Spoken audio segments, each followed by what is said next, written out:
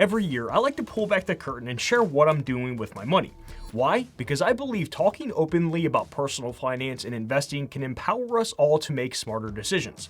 Plus, since I talk about personal finance and investing on this channel, I think it's good if you know what's going on with my money. So in this video, I'm giving you a detailed breakdown of my investing and general money plan for this year, what accounts I'm using, what I'm investing in, and even the strategy behind my choices. While I'll share as much of the numbers as I can, including my cryptocurrency investment, sharing every last number can attract the wrong kind of attention.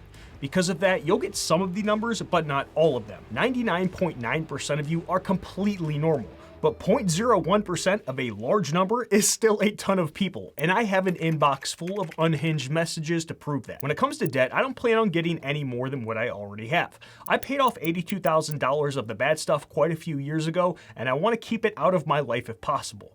All that's left is my mortgage with an interest rate of 3.6%, and my monthly payment with taxes and insurance is only $600. With the rate and payment being as low as they are, I'm trying to hold on to this debt for as long as possible.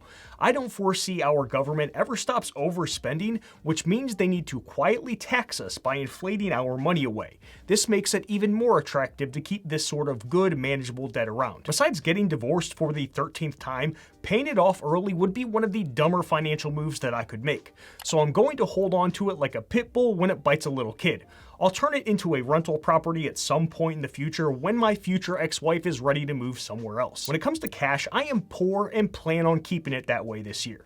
Outside of my emergency fund, I hold as little cash as possible. I think having money just sitting there doing nothing is such a waste, so I put it to work by investing it. Now, I don't have any wealthy relatives that I know of, but if one happens to come out of the woodwork and gives me some sort of unexpected chunk of cash, then I will lump sum invest it into the things that I'm going to talk about later in the video. As I mentioned in another video I released, yes, I'll even do this if the market is at all-time highs or all-time lows because I have no use for this money anytime soon. When it comes to accounts I'm using, the first I will be maxing out is a health savings account. It is one of my favorite accounts to put money into because A, you get a triple tax savings when you contribute, and B, you can invest money within the account. At this rate, I should have a few $100,000 in this account in retirement, which I can choose to withdraw tax-free for health-related expenses or turn it into another pre-retirement account to use the money on non-health related expenses. I always laugh when people comment about how insane it is to think that you'll actually need a lot of money for medical expenses when you're older. I'm guessing these individuals either don't know older people or haven't heard stats like the one from Fidelity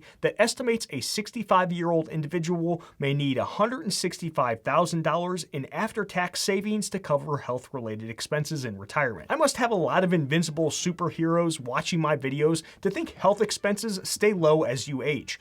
Do yourself a favor and call a few nursing homes or assisted living facilities and ask them about how much they charge every month. Trust me, I hope every single one of you have lower than average medical bills as you age. But in the off chance that you don't, something like an HSA can always come in handy. If you want to know some of the biggest mistakes I see when it comes to HSAs, then I'll link my video on the topic above my head and down in the description below. Behind an HSA, my second favorite account is a Roth IRA, which I will be maxing out through a backdoor Roth. Unless something happens, which it always could, I should be over the income limit for the year to be able to contribute directly to this account.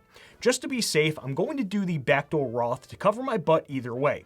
I always do this on January 1st just to get the money into the account as soon as possible so I can lump sum invest the full amount right away. Quick FYI, don't blindly do a backdoor Roth if you already have money sitting in a traditional IRA without understanding the potential tax consequences. I'm not going to go over it right now, but look up pro rata rule to fully understand what I'm talking about. I intentionally have $0 in any traditional IRAs because I either rolled it into a 401k or converted the money to a Roth IRA the year that I took a mini retirement when my income was $0 to save on taxes. To avoid having to deal with the pro rata rule, I personally try to keep my traditional IRAs empty during the accumulation phase of my life if possible. I'm also going to continue contributing to my 401k. Barring losing my job and having to live in the woods with my dog Molly, I should be able to max it out this year. Oh, and by the way, if you're enjoying the video so far, help support my little dog Molly as well as this channel by hitting that like button. At the time of filming this video, I'm not sure how much will be going into the traditional 401k versus Roth 401k side of things. I still need to run my current numbers and future projections to figure out which one makes sense from a tax savings perspective. Now, this is something that I suggest everyone do every single year. While there are a lot of unknowns when it comes to things such as investment returns and future tax rates, all you can do is make your best educated guess based on the info that's available to all of us at this point in time. There's some consensus that if you are in the lowest two tax brackets, then a Roth usually makes sense. As we move up the tax brackets, there's some additional info that's going to be needed. Since no one is going to be able to predict the future with 100% accuracy, do your best and don't get paralysis by analysis and not do anything. Because at the end of the day, no matter what the tax brackets are now or in the future, the silent government tax of inflation ain't going anywhere. And the best defense against inflation is owning assets, so get that money invested as quickly as possible. I'll also be contributing to taxable brokerage accounts this year as well. I have various accounts for various reasons. The first are for overflow funds. After maxing out my retirement accounts, I have money that isn't needed for anything else, so I invest that money here. Next is money invested into a home repair fund. This is for those larger repairs that don't need to be done very often, but are eventually going to be needed. Things like roof replacement, AC unit, window and siding replacement, and bathroom updates. Everything else is more manageable, so I cash flow those smaller expenses. For all my viewers who have been here for a long time, you know what the last brokerage account is: my car investment fund. Back in 2019, I started investing every month for my future car after I purchased my current car with cash.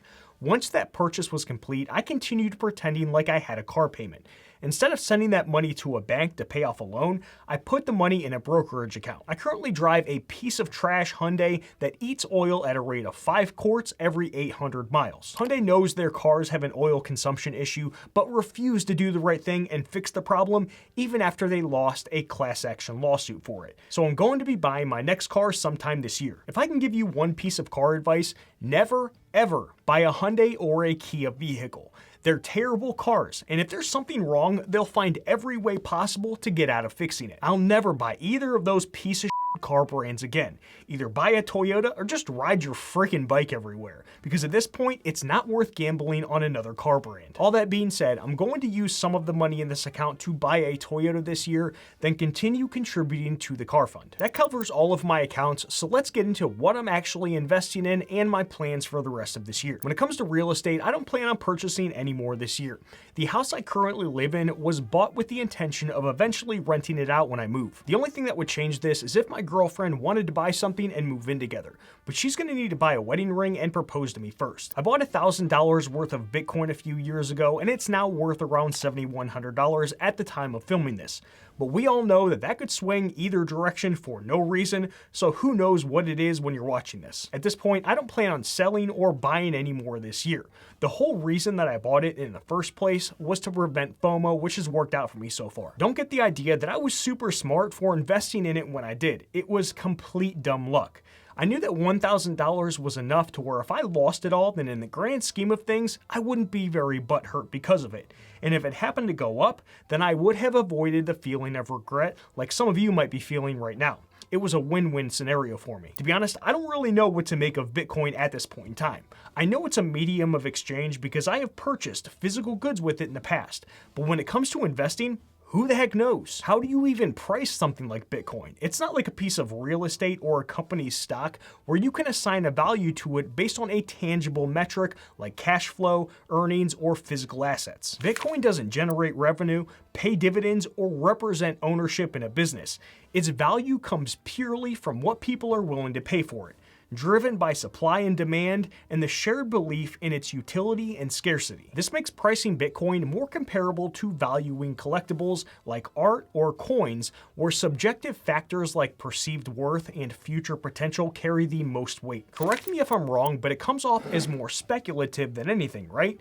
Because of that, we could technically value it at $1 per coin or $1 million per coin. Like I said, the only reason I bought it was to avoid FOMO, so I am not claiming to be an expert here. But then again, I also married my 9th ex-wife for the exact same reason, so I'm not really sure what that says about me. All I know is that this thing doesn't seem to be going anywhere and I cannot explain it. So I'm not betting against it, and I'm content with the amount that I own at this point in time. Not telling you what to do, but if you want to do what I did to avoid FOMO, then consider buying a small amount that you can actually afford to lose and move on with your life. Across all my stock holdings, I only invest in 3 types of index funds or ETFs and plan on continuing that trend this year. First is an S&P 500 index fund. The only reason my money is parked here is because that's the best US stock fund available in certain accounts like some of my 401ks. Next is a total US stock fund. If I had it my way, then this is all that I'd invest in across all my accounts for domestic holdings. But if it's not offered within a 401k, then I substitute an S&P 500 fund. For all of the accounts that I have full control over, like a Roth IRA, HSA, and taxable brokerage account, I invest in a total US stock ETF like VTI. I personally care more about the broad exposure to large, mid, and small cap companies, which is why I like this over an S&P 500 fund if possible. The returns between both funds are going to be close enough to where it probably doesn't matter either way over the long term. That's why I think the argument of which one is better between the two is a silly one to waste your time on. The third holding is an international index fund or ETF. I introduced this fund to my portfolio a few years ago after doing research for a few years to determine if it made sense for me. I want exposure to non-US based international stocks since I don't know how the future is going to play out and I am not interested in wasting my time trying to guess. For me, I like to take my emotions into account before adding something like this to my portfolio because if I don't, then I am setting myself up for future irrational decisions. As a long-term buy and hold investor, if I flinch and sell out of it at the first sign of underperformance, then what is the point in even buying it to begin with? If you want to know my full thoughts on the matter, then I will link my video on the topic above my head and in the description below. When it comes to how I have my money allocated between US and international, I ended the year at a 90-10 split and plan on keeping it that way. Initially, I started at 5% international, then once I felt comfortable increasing it, that moved to 10%. At this moment, I'm good with 10%, but if for some reason I change my mind throughout the year, then the most that would increase to is 15%. The idea of investing in individual stocks or anything other than broad-based index funds or ETFs sounds like my definition of absolute hell. I would rather fold laundry or drink toilet water than waste my life messing around with that stuff. On top of that, I need to protect myself from myself. I am a ball of emotions just like everyone else, which makes me susceptible to getting caught up in the stock market news of the day or week. The best way for me to do that is buy at any price, hold at any price, and not pay attention to stock market news throughout the year. It worked extremely well for me last year, so I'm going to replicate that again this year. Even though I am many years from retirement, one thing I'll start thinking about this year is whether or not I want to stick with investing in 100% stocks or if I want to add bonds into the mix when that time comes. I have some time to think about it, but if you want to know where I got the idea, then you can watch this video to your left next. Hit that like button before you go. I'll see you in the next one, friends. Done.